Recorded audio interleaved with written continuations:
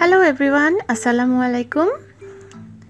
ইফতার আয়োজনে আমি আজকে আরও একটি রেসিপি আপনাদের সাথে শেয়ার করছি, সেটা হচ্ছে আলুর চপের রেসিপি।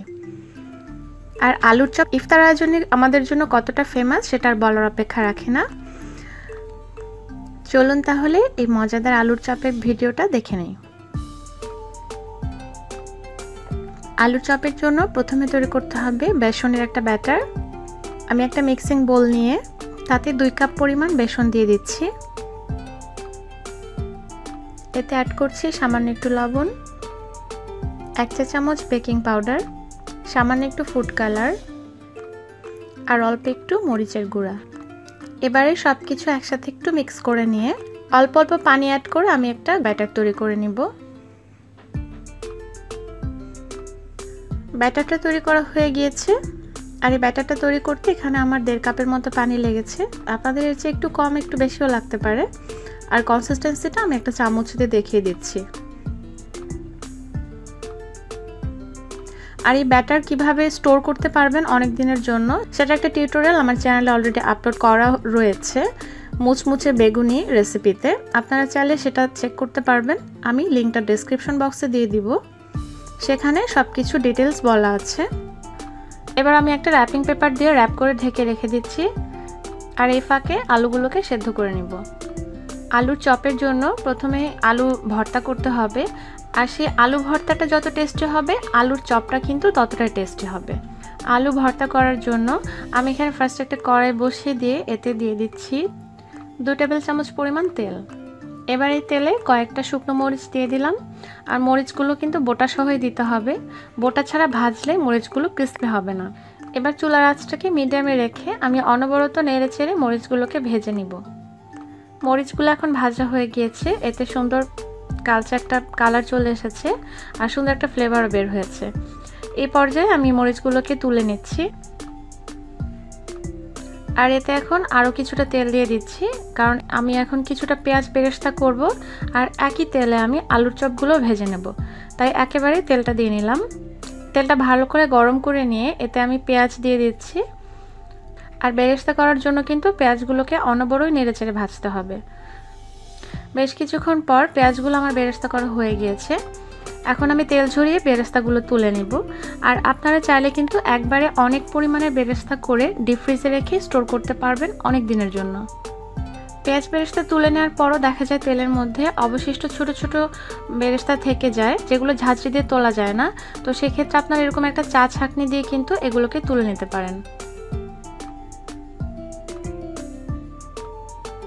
আর এখানে আমি নিয়ে নিয়েছি কয়েকটা সেদ্ধ করে রাখা আলু। এবার আলুগুলোকে আমি গ্রেটার দিয়ে গ্রেট করে নিচ্ছি। এভাবে গ্রেট করে নিয়ে যদি আলুগুলো ম্যাশ করা হয় তাহলে একেবারে মিহিভাবে ভর্তা হয়ে যায়। আপনারা চাইলে হাত দিয়ে চটকেও ভর্তা করে নিতে পারবেন, তবে খেয়াল রাখতে হবে ভর্তাটা যাতে একদম মিহি হয়। আলুগুলো গ্রেট করে নিয়েছি। এবারে যে শুকনো মরিচগুলো ভেজে রেখেছিলাম সেগুলো বোটা ছাড়িয়ে নিচ্ছি। এবারে ভাজা মরিচগুলোর সাথে অ্যাড করছি পরিমাণ মতো লবণ। মরিচের পরিমাণটা ডিপেন্ড করে আপনারা কতটা আলু নিয়েছেন এবং কে কতটা ঝাল খান সেটার উপরে। এবার আমি হাত দিয়ে ভালো করে কচলে মরিচগুলোকে একেবারে গুঁড়ো করে নিব। অনেকেরই মরিচ কচলানোর সময় হাত জ্বালা পোড়া করে, সেক্ষেত্রে একটা টিপস দিচ্ছি, সেটা হচ্ছে মরিচ এরকমভাবে কচলানোর মিনিট 5 আগে আপনারা হাতে কিছুটা সরষের তেল মেখে নেবেন, তাহলে দেখবেন মরিচ ডোলে ভর্তা করলে আর হাতে জ্বালা পোড়া করবে না। এবার আমি এই মরিচের ভর্তাটার সাথে গ্রেট করে রাখা আলুগুলোকে ভালো করে মিশিয়ে এর সাথে যে বেরেস্তা করে রেখেছিলাম সেখান থেকে কিছুটা নিয়ে হাত দিয়ে ভেঙে দিচ্ছি। এবার আবারও সবকিছু একসাথে ভালো করে মেখে নিতে হবে। সবশেষে এতে অ্যাড করছি কিছুটা ধনিয়া পাতা কুচি। এবার আবারও একটু মেখে নিচ্ছি। মাখানো হয়ে গিয়েছে। এবার আমি 2 হাতের তালুতে কিছুটা পানি লাগিয়ে নিয়েছি। তেল লাগানোর কিন্তু কোনো দরকার নেই, পানি দিয়েই করতে হবে এটা। এবারে অল্প অল্প করে আমি এর থেকে আলু ভর্তাটা নিয়ে আলুর চপের শেপ দিয়ে নিব। আপনারা নিজেদের পছন্দ অনুযায়ী ছোট কিংবা বড় যেরকম শেপ আপনাদের কাছে ভালো লাগে সেই শেপ দিয়ে নেবেন। আর এরকম করে বানিয়ে বানিয়ে কিন্তু আপনারা নর্মাল ফ্রিজে ম্যাক্সিমাম 3 দিন পর্যন্ত রাখতে পারবেন। এর বেশি রাখলে কিন্তু নষ্ট হয়ে যাবার চান্স থাকে। আর যখন দেখবেন হাতে আবারও লেগে যাচ্ছে তখন আবারও 2 হাতের তালুতে একটু পানি লাগিয়ে নেবেন।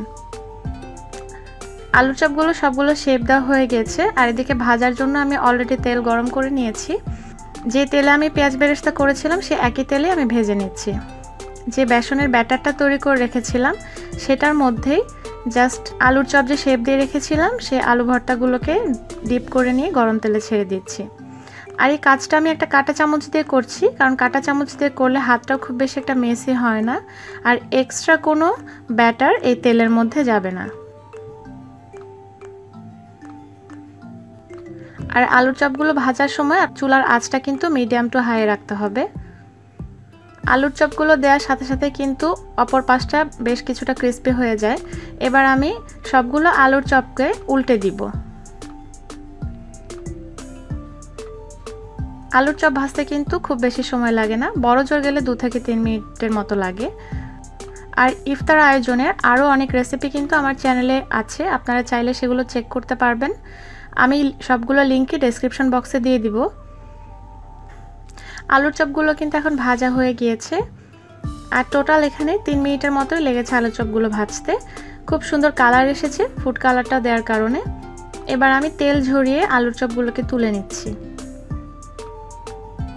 আর এই এক্সট্রা তেলগুলো দিয়ে কিন্তু আপনারা ছাঁকনি দিয়ে ভালো করে ছেঁকে নিয়ে রান্নার কাজে ব্যবহার করতে পারবেন, কারণ একই তেলে বারবার ভাজা পোড়া করাটা কিন্তু উচিত নয়।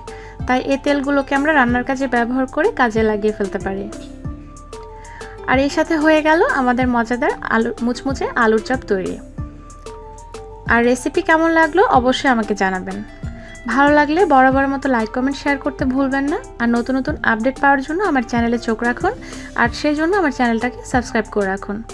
দেখা হবে পরের এপিসোডে নতুন রেসিপির সাথে। সবাই ভালো থাকবেন, সুস্থ থাকবেন, আর আমাদের জন্য দোয়া করবেন। আল্লাহ হাফেজ।